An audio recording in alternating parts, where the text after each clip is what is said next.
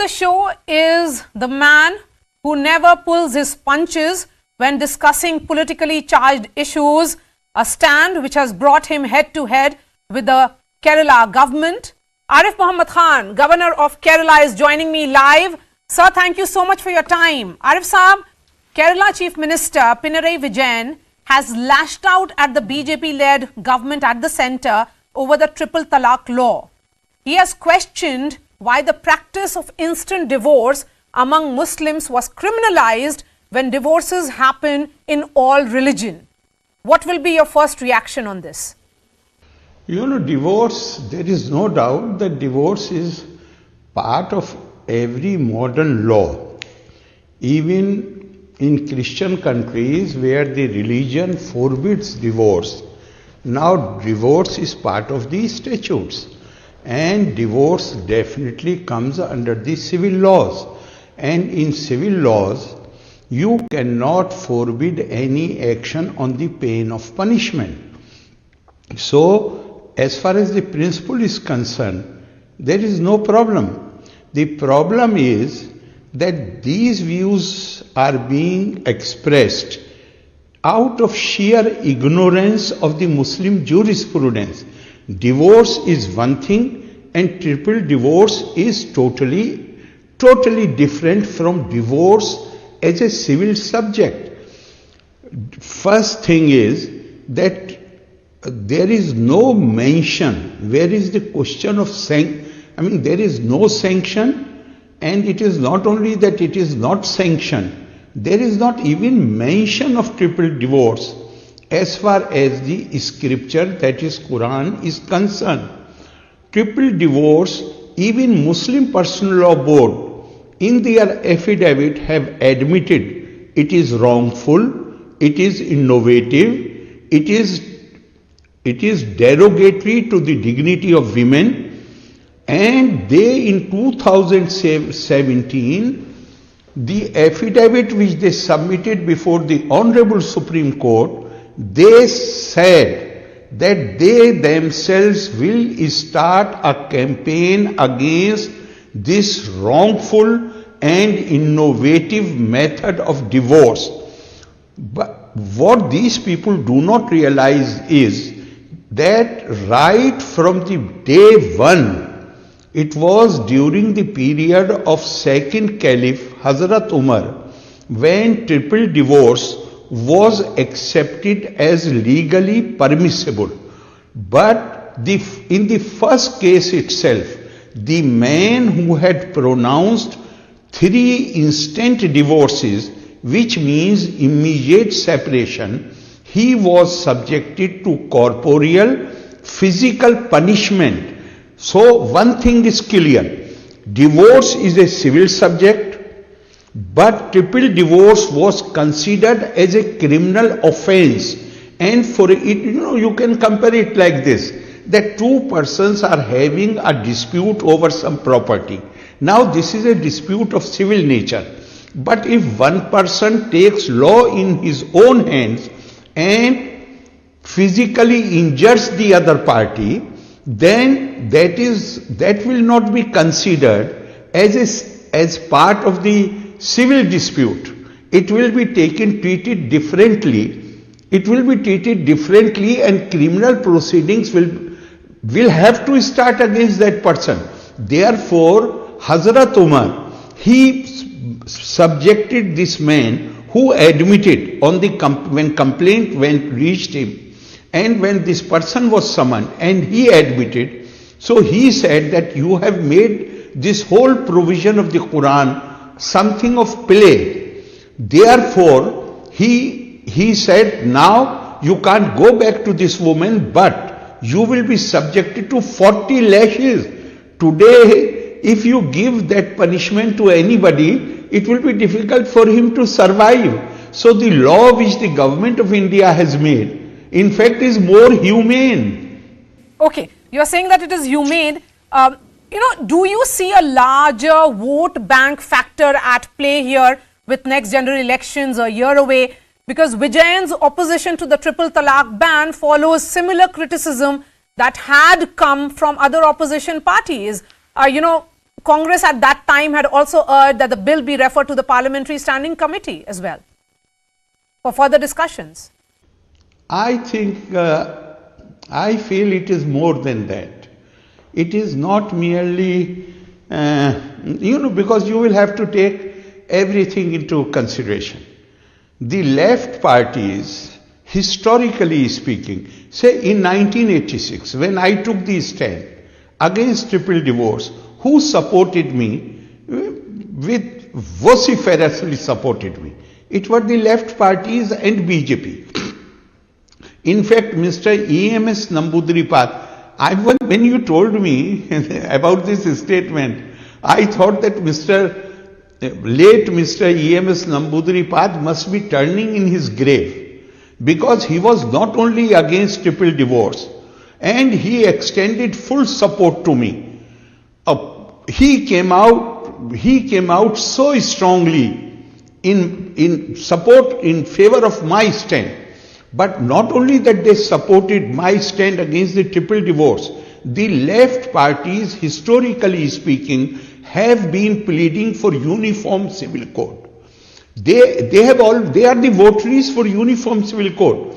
But now it seems that they are possibly revisiting their stand. They are reviewing their earlier, whatever they have said earlier, which is on record.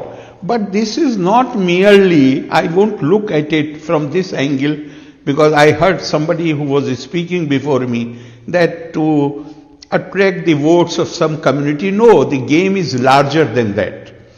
Kerala, you have larger game is that in Kerala, governments are formed by the fronts, not any particular political party.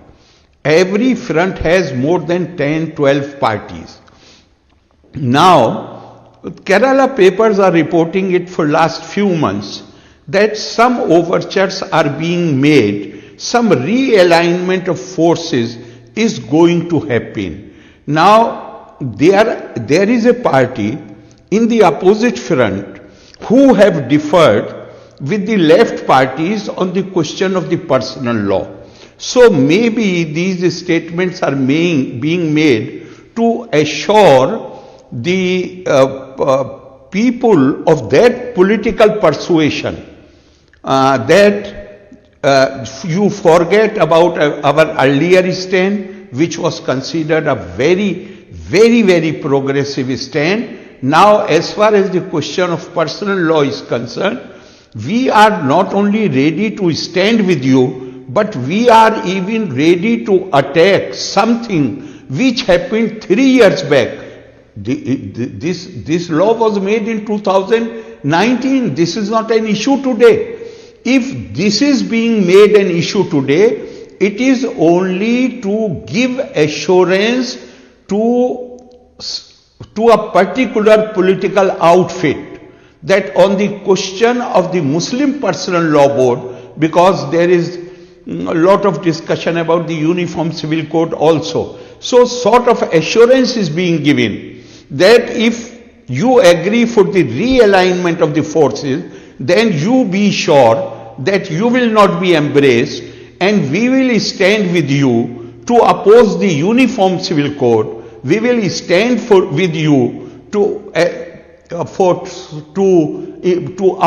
the religious personal laws. I think that is the game. It is not merely to attract some section of the voters. The talks that have happened between Jamaat-e-Islami Hind and RSS, CPM in fact has strongly criticized Jamaat-e-Islami for the same. How do you view it? Maybe they have, because they have adopted a yardstick, according which they have repeatedly said, I am not making any allegation against them. They are saying that anybody who is opposed to the central government or to the BJP is secular in their opinion. And so if you put it in reverse terms, then anybody who even tries to talk to them, they will become persona non grata for them. I'm not making any allegation. I'm just, since you are asking me this question, this is how I look at it.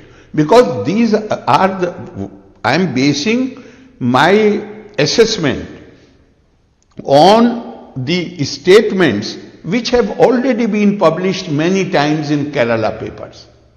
Since you're talking about political realignment, and this statement has drawn a lot of attention, Arif Saab, Kerala Chief Minister has also reiterated that the Citizenship Amendment Bill is anti-minority. His question was, how can we decide citizenship based on religion? It should be based on where we are born. You know, when we look at that realignment argument that you're trying to give, all these issues which are seen as divisive and polarizing being raised by CPM and the Chief Minister himself. In fact, I hold the view that if anything is bad or injurious for any section of the Indian population, is bad and injurious for the whole of India. It is important to see the kind of terminology which they are using. This terminology and idiom is, historically speaking, it is always used by those who want to create fear in the mind of a section of the population, so that they feel hounded, they feel insecure, they feel unsettled, disoriented. And in that, when you place them in that state of mind, then you reach out to them and project yourself as champions of their interest. There is nothing new about it. Before 1947, this was the terminology, this was the idiom, this was the strategy of Muslim League. Now there are people who feel that if Muslim League could use it successfully before 47 to achieve their agenda, why people today cannot use the same terminology and idiom, same strategy to frighten people, to hurt them, to feel insecure. And these insecure people, it will be much easier to manipulate them. It will be much easier to get their sympathies if you reach on the scene and pose yourself as champion of their interests and as their protectors. You know, you can see in the film. Sorry? That Muslim women have spoken out against triple talaq. The triple talaq debate with identity politics, gender equality, is part of a larger national debate over the Uniform Civil Code or the UCC. What is your perspective on the demands that diverse personal laws should be replaced with UCC? You have spoken in the past, I want you to throw some light on it again. It should be applicable to all Indians, irrespective of religion, gender or caste. Would it be the first step to create a just, equal and egalitarian society? Your question, I will deal in three parts. First, the Muslim women themselves have spoken against the triple divorce. In fact, it was the Muslim women who went to the Supreme Court. Judgment was given on their petition. And then, when this bill was passed in the Lok Sabha, the then opposition, I am not naming any party, did not allow it to become law because it could not be passed in Rajya Sabha. It took more than 2 years for it to become a law when the government could manage the majority in the Rajya Sabha. That was in 2019 when it became law. Judgment had come in 2017. So, but the proof of the pudding is in eating. What has happened since 2019 when this law was made? The rate of divorce in the Muslim community has gone down by more than 90%.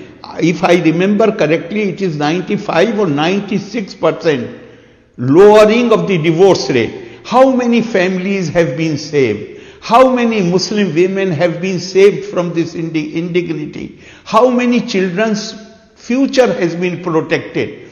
But the hunger for power is such a strong, I would say, sentiment that you ignore all these things. And that is why I am saying that this kind of statements are not simply, they do not target some section of the voters. Basically, this is, if the reports which have appeared in the Kerala press, speculating about the realignment of political forces, something is happening there. I see this as part of that process where major realignment is going to happen, and in order to assure the people of that particular political persuasion that we will stand with you for upholding and saving the religion-based personal laws. Now the question of uniform civil code. Everybody who holds an elected office or constitutional office takes an oath of the constitution. Even a person who fights the election is made to take oath. Now it is a constitutional obligation for the government of India, for the whole of India, to have a uniform civil code. But lot of disinformation is being spread that if uniform civil code comes, then everybody will be forced to adopt same customs, same rituals, same practices. Those who are in lesser numbers, they will not be allowed to bury their dead, and everybody, similar kind of practices will be forced. There cannot be a greater untruth than this disinformation. Already Hindu code bill is applicable not only to the Hindus but to the Sikhs, Jains and Buddhists. Has that law been able to cement all the differences in practices and rituals and the way the marriages are solemnized? No, that is not the purpose of the law. The purpose of the law, purpose of the uniform civil code is uniformity of justice, not uniformity of practices. How you solemnize your marriage, it is for you to decide whether you go around the fire, you don't go around the fire, you go to Gurdwara, you go to some Buddhist priest performs that function, some Muslim priest perform, that everybody is free. For instance, in Muslim law, a husband is obliged to pay meher, which normally they do not pay, to the wife before the consummation of marriage. Do you think UCC is going to forbid the payment of this meher? Certainly not. What UCC will seek to achieve is uniformity of justice. You solemnize your marriage in a manner which you like or in which you believe, but if a dispute arises and matter goes to the court, then the justice will be done to all women. They may belong to any community, but it will be uniformity of justice whether it is man or woman. UCC only aims at uniformity of justice. Yes. Dr. S. Jaishankar, External Affairs Minister, has said that BBC documentary is not accidental, and he has called it politics by another means, as he denounced the narrative in the foreign media about Prime Minister Narendra Modi's government. Can this external negative trend, negative trend, which is very evident, why does it happen before the election year? And it's nothing new to this government, because we are also seeing it during Indira Gandhi tenure when she spoke about some foreign hand. Yes. I totally agree with what our foreign minister Shri Jaishankar has said. But if for your, basically, what the documentary is trying to say? Documentary is trying to say that you believe a report which was prepared by some British officers and ignore the verdict of the highest court of India, that is the Supreme Court. This is what they are telling us through this documentary. But there is nothing new about it. You know, George Bernard Shaw has beautifully described this mindset. He said that there is nothing so bad or so good that you will not find an Englishman doing it, but you will never find an Englishman in the wrong. He does everything on principle. He fights you on patriotic principles. He robs you on business principles. He enslaves you on imperial principles. And if I may add, he slanders you, he character assassinates you on the principle of journalism. There is nothing new about it. Have they ever made any documentary on how, on the Jallianwala Bagh? Have they made any documentary how the craftsmen, the weavers of Bengal, their thumbs were cut, physically cut? Have they made any documentary of the famine of 1943 when all the wheat was taken to England? And despite the request of the British officials in Calcutta themselves, who requested the then Prime Minister Churchill that at least send some rice to India. People are dying on the roads. And Churchill wrote on the file, they breed like rabbits, let them die. And on another file he wrote, why Gandhi has not died so far. Therefore, a documentary produced with that mindset, I do not think we need to have long discussion about it. It should be treated with the contempt which it deserves. For us, our Supreme Court, for us, the world. Sorry? George Soros, businessman, has talked about democratic revival in India because the Adani trouble will weaken the Modi government. And he is same Mr. George Soros who in 2020 had pledged $1 billion to fight rising nationalism and had particularly singled out Prime Minister Modi. You know, Arif Saab, have we ever seen Indian businessmen speak so openly against governments in other countries or, you know, prime ministers of other countries? No. Where is the question? Where is the question? India is one of the most ancient civilizations.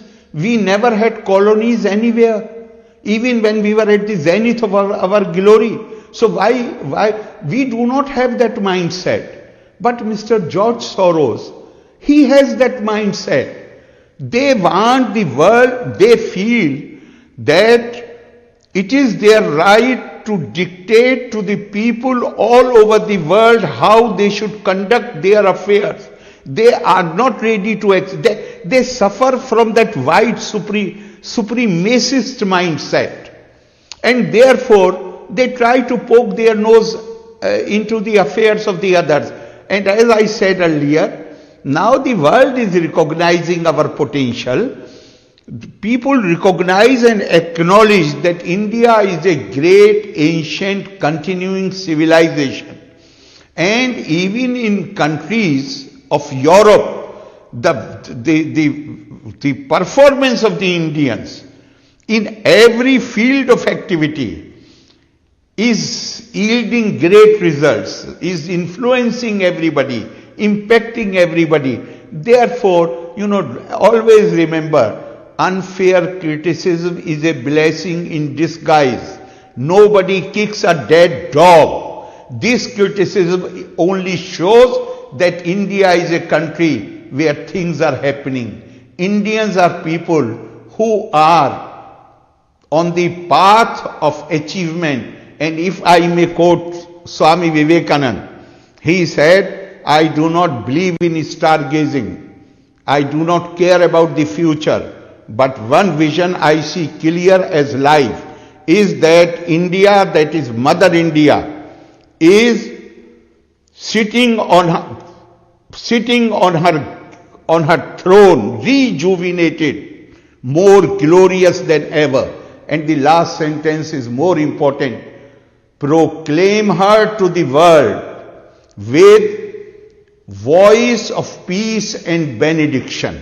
Whatever these people do, we will proclaim India's status with a voice of peace and benediction. We would like to know the world that a strong India can never be threat to anybody. Our culture is defined by Atma, that is the soul. Therefore, for us, every human being is potentially divine. It does not matter to us what race that person belongs to, what language that person speaks. Yes. Kerala Chief Minister Pinarayi Vijayanvna recently wrote a letter to you asking to clear 8 bills that are awaiting approval by Raj Bhavan. You have asked ministers to meet and clear your doubts. Reports are suggesting that they are likely to meet you tomorrow. Can we see some reconciliation here? No, where is a question of, there is no dispute.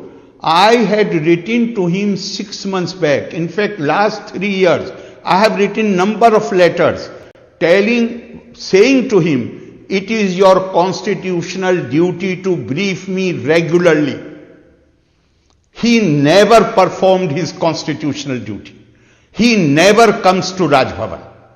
On these bills, I wrote to him about 6 months back. I have certain queries. I want to be briefed about them. More than 6 months. About 4 months back, he wrote to me that the ministers concerned will come and brief you. They never came. And last week he wrote to me that an appointment was given to them which was cancelled. He's talking about a day on which I was not even in Trivandrum. So I clarified it. I said, this is not right. Nobody has sought any appointment. Nobody has come to me. No appointment was given. No appointment was cancelled.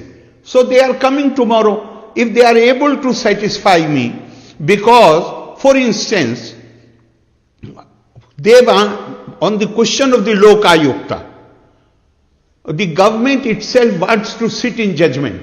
Nobody can be a judge in his own cause. If they are able to satisfy me, I will clear the bill.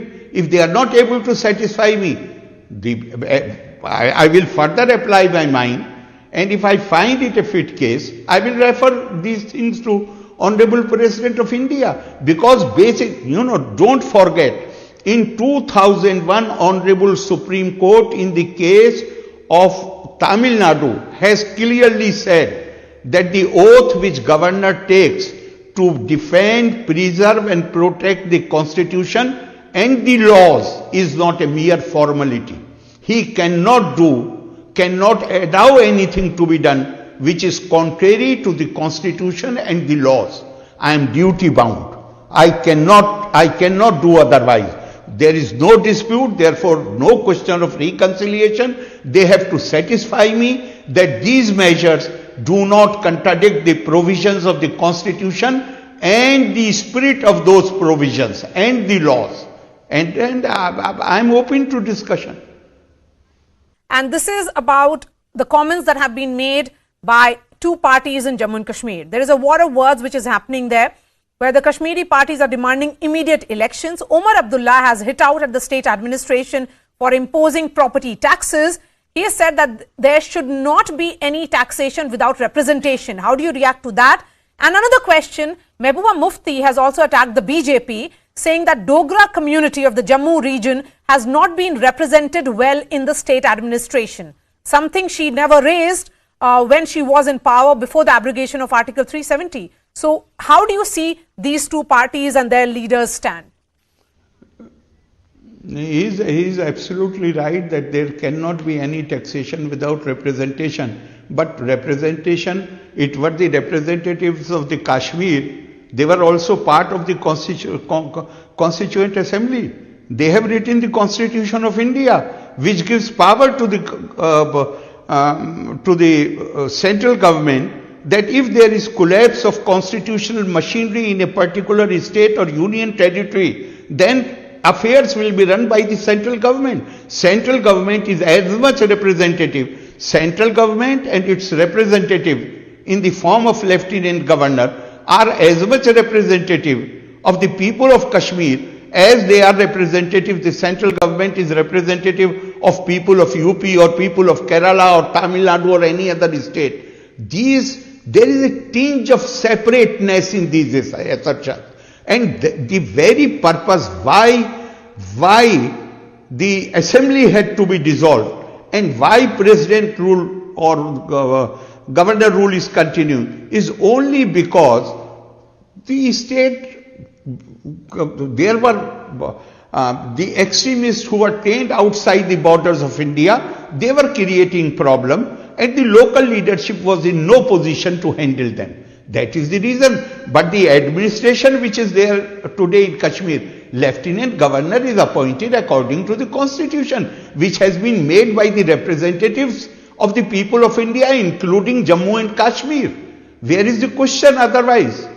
And the other question, I am not aware of, and I do not believe in counting the number of the communities. I feel anybody who is there in administration has a constitutional duty to do justice to all manner of people without fear or favor, without taking into consideration the fact which community that person belongs to or or people for whom he is duty bound to do his duty, which community those people belong. For us, for those who are in the administration, for them, everybody is an Indian. All right, Arif Mohammad Khan, always a pleasure to speak to you. Thank you so much for a candid interview. You took all questions. Thank you so much for your time, sir. Thank you very much.